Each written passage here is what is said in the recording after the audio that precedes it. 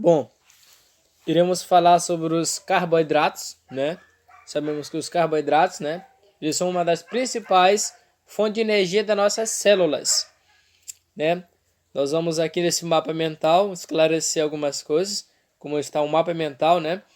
Temos os polissacarídeos, são divididos em quatro, tem mais, né? São os amido, quitina, celulose, glicogênio. Uma grande reserva, o amido é uma das grandes reservas energéticas dos vegetais. Nós temos as quintina, um dos componentes, né, da parede celular, de fungos, né, de carapaça e de insetos também. Nós temos também nos polissacarídeos, a celulose, um dos grandes componentes estrutural, né, da parede celular dos vegetais. Temos os glicogênio. O que é isso? É uma grande reserva energética, né, dos animais. Nós temos também uma grande comunicação celular, né, que é, né, dos polissacarídeos, que eles podem assim se ligar às proteínas, né, e lipídios, formando assim glicoproteínas, né, glicolipídios, tornando-se um responsável, né, pela nossa sinalização dentro das células. Temos os açúcares, né, que se divide também em carboidratos, né, simples e carboidratos complexos, né. Temos a glicose, a frutose, que assim faz parte dos carboidratos simples. Os complexos, né? Temos os amido encontrado na farinha, na banana e nos alimentos. Nós temos também aqui no mapa mental as fontes de energias, né? São bastante utilizadas, né, pelas nossas células para a produção de ATP, fornecendo aqui uma grande energia, né, para o nosso corpo, para uma realização das nossas atividades. Né? Nós temos também a classificação, né, dos carboidratos, né, que são classificados em quatro, né? Tem os monossacarídeo, disacarídeo, polissacarídeo, disacarídeo, né? Nós vemos que os monossacarídeos também são chamados de ossos, né? São carboidratos mais complexos e por isso que sofre uma hidrólise, né? Nós também temos os oligosacarídeos, né? E o polissacarídeo. São chamados também os oxídeos, carboidratos mais complexos, né? Que podem assim transformar em moléculas menores. Nós temos os polissacarídeos, né? O amido, a quitina, a celulose, o glicogênio, uma grande reserva energética dos vegetais. A quitina, um grande componente da parede celular, por exemplo, de fungos, de carapaços, de insetos. Temos a celulose, componente estrutural, né, da parede celular dos vegetais. Temos o glicogênio, uma reserva energética dos animais. Ainda também nós temos as classificações, né, dos carboidratos. Né? Temos os disacarídeos, né, a sacarose. Os disacarídeos são aqueles carboidratos, né, mais formados pela combinação, né, dos monossacarídeos, que também atribuem uma grande ligação à glicose, né, que são solúveis em água. Nós também temos os oligosacarídeos, né, também são chamados de cadeias intermediárias, formando também uma grande ligação pelos menos de monossacarídeos iguais e pode ser também diferentes. Nós também temos a ligação glicosídica, né? Que é isso? É uma grande ligação, né, entre os monoácidos, né? Ou seja, os monossacarídeos com a glicose, né? Frutose, por meio de uma ligação glicosídica, né? Formada assim, fornece uma grande energia, né, na quebra de uma grande formação dos ATP. Temos também os monossacarídeos, né? Dividem em dois, pentose e hexoses. O que é isso? As pentoses, elas são bastante assim chamadas porque tem 5 carbono, né, de pente, né, e também são encontrados nos componentes estrutural do RNA, né, e do ribonucleico, do DNA também, do desoxirribonucleico, um grande componente estrutural, né, dos ácidos ribonucleicos, né. Também temos as exox, né, são 6 carbono. Tem a galactose, né, um grande componente dos açúcares, como leite, tem uma grande função energética. Tem a frutose das frutas, né, uma grande função energética para o nosso organismo. Temos também a glicose, né, formando assim os vegetais, né, pela fotossíntese, né, uma grande importância para o disacarídeo. Agora eu vou falar um pouco sobre o catabolismo dos carboidratos.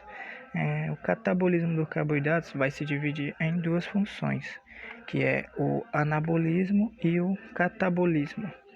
O anabolismo síntese, né?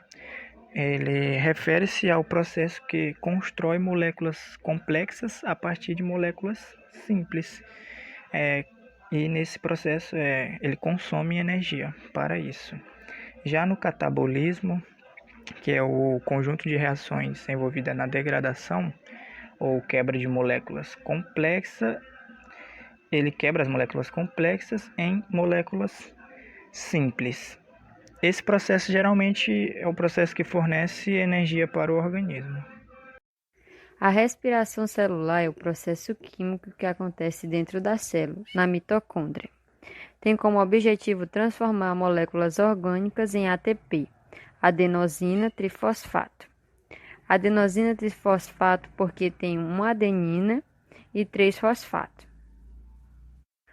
O ATP é usado nos seres vivos para suprir suas necessidades energéticas. A respiração celular é dividida em 3 etapas: glicólise, ciclo de Krebs e cadeia respiratória. A glicose acontece no meio anaeróbico, sem o oxigênio, no citossol, no hialoplasma. Nesse processo acontece a oxidação da glicose. Na oxidação da glicose, essa quebra ela é transformada em 2 ácidos piruvato e perde 4 hidrogênios. Esses hidrogênios eles são carregados pelas moléculas de NAD. NAD é dinucleotídeo de nicotina e adenina, que são pequenas moléculas que carregam o hidrogênio para a última fase, que é a cadeia respiratória. Os 2 piruvatos passam pela oxidação do piruvato, que é a descarboxilação. Na descarboxilação do piruvato, cada piruvato perde 1 carbono e 2 oxigênios. Esse CO2 é liberado na célula. No final da descarboxilação ficam 2, que é de 2 piruvatos, 2 carbonos, 3 hidrogênios e 1 oxigênio, que se junta com a coenzima A, formando o acetil-CoA. O ciclo de Krebs é a segunda etapa da respiração celular. Acontece na matriz da mitocôndria. É a fase onde termina-se de oxidar a glicose. No ciclo de Krebs, vai acontecer a quebra das 2 moléculas de carbono que sobraram no acetil-CoA. Para acontecer essa quebra dos 2 carbonos, eles se juntam com... As 2 moléculas de carbono se juntam com oxaloacetato, com mais 4 carbonos, formando o ácido cítrico. Esse ácido cítrico, quando acontece a quebra, libera 1 carbono para o meio, ficando assim 5 carbonos. Nesses 5 carbonos essa molécula se transforma em GTP. GTP é trifosfato de guanina, que mais na frente ele vai se transformar em ATP, que é a energia. Daí sobram 4 carbonos, que se juntam com acetil, com acetato novamente, formando 6, e assim acontece o ciclo de Krebs. Nesse ciclo, quando vai acontecendo as etapas, vai soltando hidrogênio, que o NAD e o FAD vão carregando para levar para a terceira etapa, que é a cadeia respiratória. O NAD e o FAD entram na cadeia respiratória com os elétrons e os hidrogênios que foram liberados nas cadeias passadas. O NAD doa as suas moléculas de hidrogênio e elétrons para a primeira molécula de citocromo e o FAD para a segunda molécula de citocromo. O hidrogênio é liberado para a crista mitocondrial e os elétrons eles ficam pulando de citocromo em citocromo até chegar na ATP sintase, que funciona como uma turbina para produzir ATP, energia. No último citocromo, ele libera um oxigênio, que se junta com os hidrogênios do meio, formando H2O, a água.